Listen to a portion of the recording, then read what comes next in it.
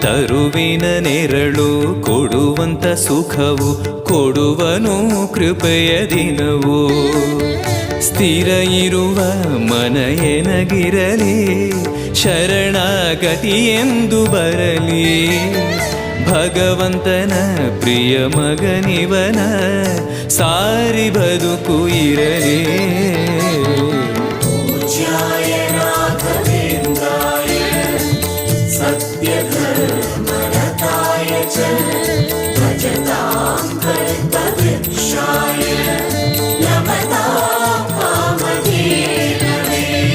ಆಲಯವೆಂದರೆ ಮಂತ್ರಾಲಯವೇ, ಬೇರೆ ನಾ ಅರಿಯಲಾರೆ. ರಾಜನು ಎಂದರೆ ಶ್ರೀ ಗುರು ರಾಜನೇ, ಮತ್ತು ನಾ ತಿಳಿಯಲಾರೆ. ಆಲಯವೆಂದರೆ